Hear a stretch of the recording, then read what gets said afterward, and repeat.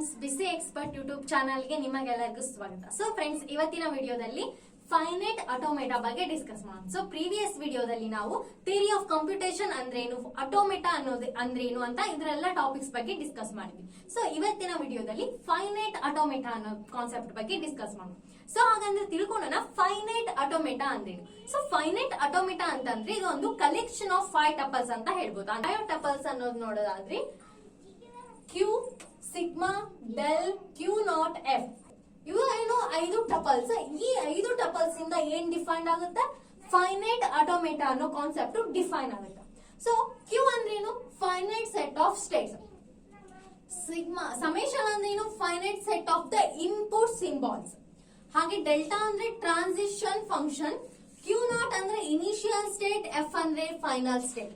ಇವು ಏನಂತ ಅಂದ್ರೆ, ಸೊ ಇವು ಅಂತ ಅಂದ್ರೆ ಕ್ಯೂ ಅಂತ ಅಂದ್ರೆ, ಸೊ ಇಲ್ಲಿ ಏನದಾವ್ ನೋಡಿ,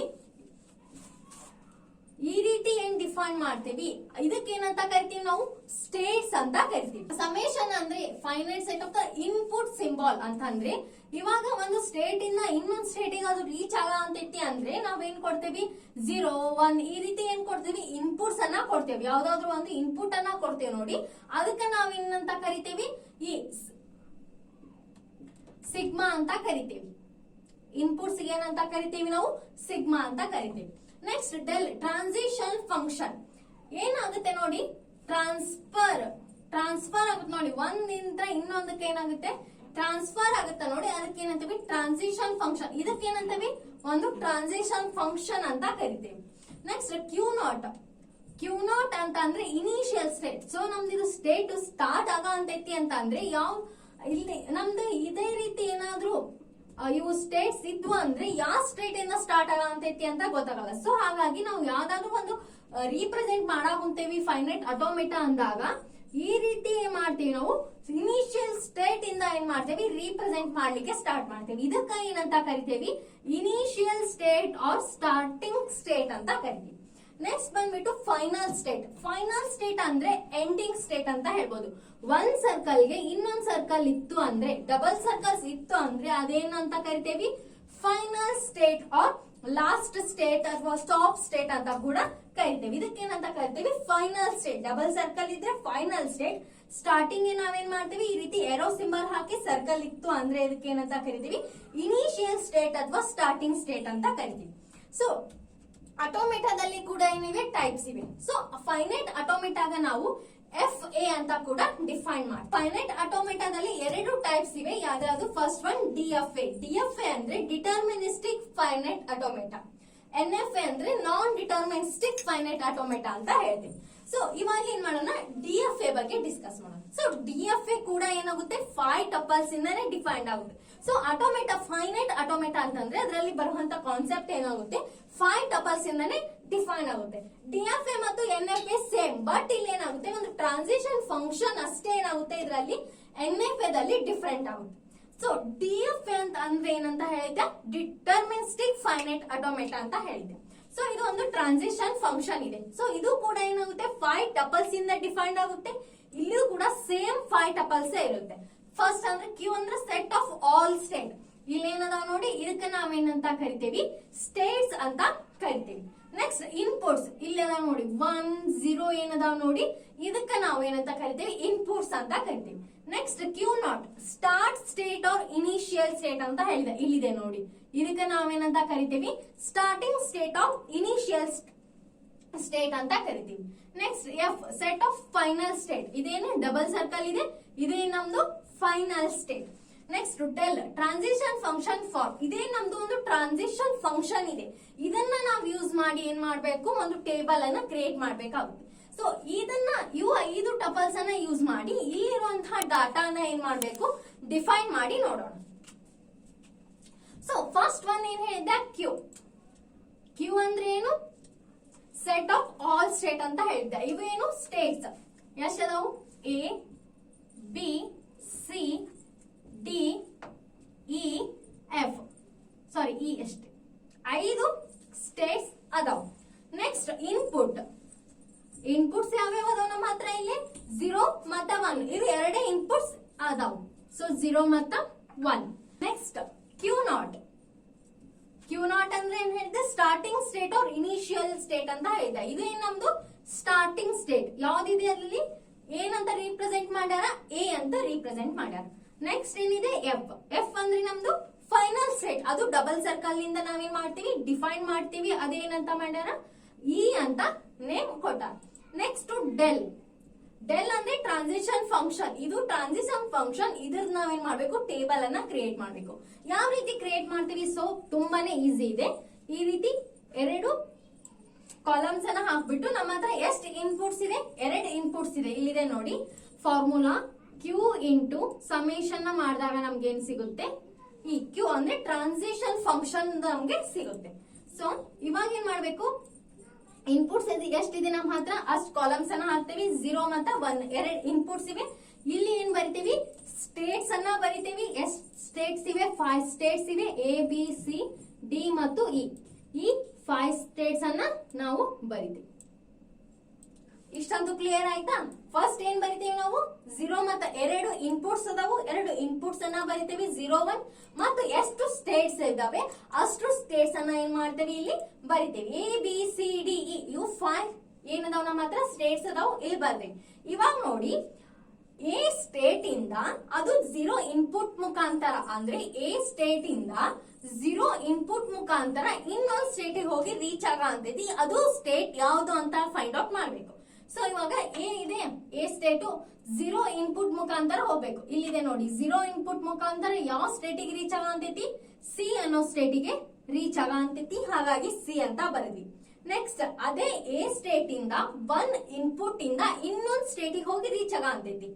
ಎ ಸ್ಟೇಟ್ ಇಂದ 1 ಇನ್ಪುಟ್ ಇಂದ ಇನ್ನೊಂದು ಸ್ಟೇಟ್ ಹೋಗಿ ರೀಚ್ ಆಗ ಅಂತೈತಿ. ಯಾವ ಸ್ಟೇಟ್ ಅದು, ಬಿ ಅಂತ ಕೊಟ್ಟ. ಸೊ ಇದು ಮುಗೀತು. ನೆಕ್ಸ್ಟ್ ನೋಡಿ, ಇವಾಗ ಬಿ ಚೆಕ್ ಮಾಡಿ.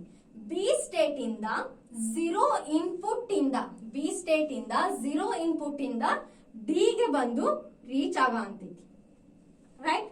ನೆಕ್ಸ್ಟ್ ಬಿ ಇಂದ 1 ಇನ್ಪುಟ್ ಇಂದ ಎ ಹೋಗಿ ರೀಚ್ ಆಗ ಅಂತೈತಿ. ಯಾವುದು, ಎ. ನೆಕ್ಸ್ಟ್ ಸಿ ನೋಡಿ. ಇವಾಗ ಸಿ ಇದೆ, ಸಿ ಸ್ಟೇಟ್ ಇಂದ 0 ಇನ್ಪುಟ್ ಇಂದ ಯಾವ್ದಕ್ಕ ರೀಚ್ ಆಗ ಅಂತೈತಿ, ಅದು ಸಿ ಸ್ಟೇಟ್ ಇದೆ, 0 ಇನ್ಪುಟ್ ಇದೆ. ಯಾವ ಸ್ಟೇಟಿಗೆ ಹೋಗ ಅಂತೈತಿ, ಎ ಸ್ಟೇಟಿಗೆ ಹೋಗ ಅಂತೈತಿ. ಅದೇ ರೀತಿ 1 ನೋಡ್ಕೋಬೇಕು. ಸಿ ಸ್ಟೇಟ್ ಇಂದ 1 ಇಂದ ಎಲ್ಲಿ ಬರ ಅಂತೈತಿ, ಇಟ್ ಸೆಲ್ಫ್ ಓನ್ಲಿ. ಸಿ ಇಂದ 1 ಇನ್ಪುಟ್ ಬಂದ್ರೆ ಎಲ್ಲ ಹೊಂಟೈತಿ, ಅದು ಸಿ ಗೆ ಹೋಗ ಅಂತೈತಿ. ಹಾಗಾಗಿ ಏನ್ ಕೊಡ್ತೀವಿ, ಸಿ ಅಂತ ಕೊಡ್ತೀವಿ. Next D. ಇವಾಗ ನೀವೇ ಹೇಳಿ, ಡಿ ಸ್ಟೇಟ್ ಇಂದ 0 ಇನ್ಪುಟ್ ಮುಖಾಂತರ ಯಾವ ಸ್ಟೇಟಿಗೆ ಹೋಗ ಅಂತೈತಿ, ಡಿ ಸ್ಟೇಟ್ ಇಂದ 0 ಮುಖಾಂತರ ಬಿ ಸ್ಟೇಟಿಗೆ ಹೋಗ ಅಂತೈತಿ. ರೈಟ್. 1.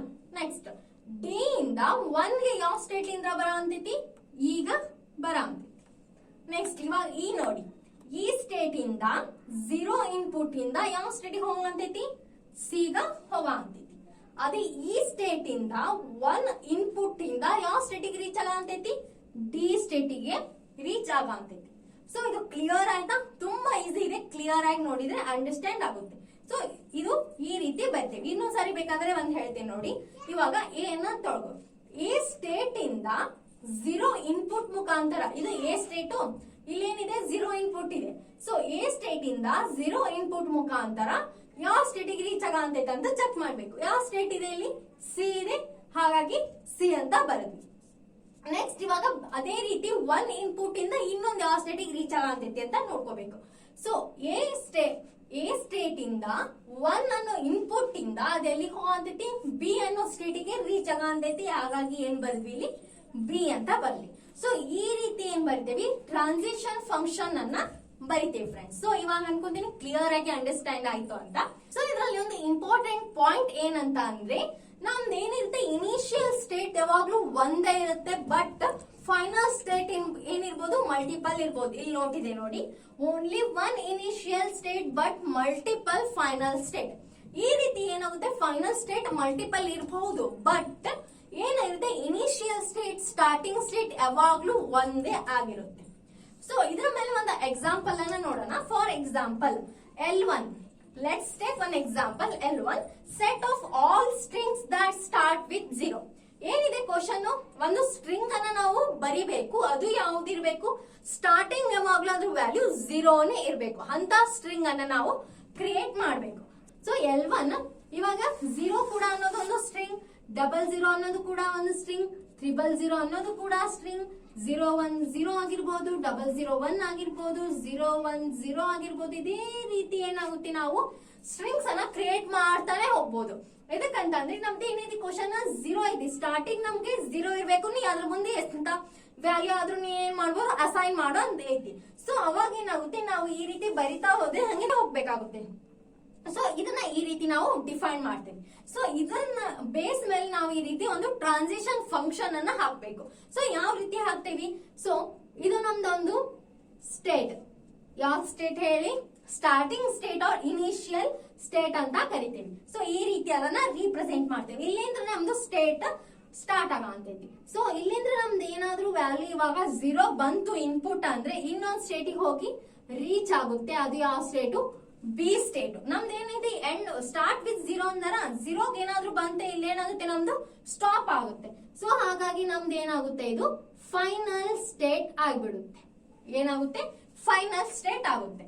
ಸೊ ಒಂದ್ ವೇಳೆ ಏನಾದ್ರೂ ಅದು ವ್ಯಾಲ್ಯೂ 1 ಬಂತು ಅಂದ್ರೆ, ಇಲ್ಲಿ ಏನ್ ಬರಿತಾವ ಅಂದ್ರೆ 1 ಬಂತು ಅಂದ್ರೆ, 100 ಬಂತು ಅಂದ್ರೆ ಇಲ್ಲಿ ಏನಾಗುತ್ತೆ, ಅದು ನಾವು ಸ್ಟಾಪ್ ಮಾಡ್ಬೇಕಾಗುತ್ತೆ.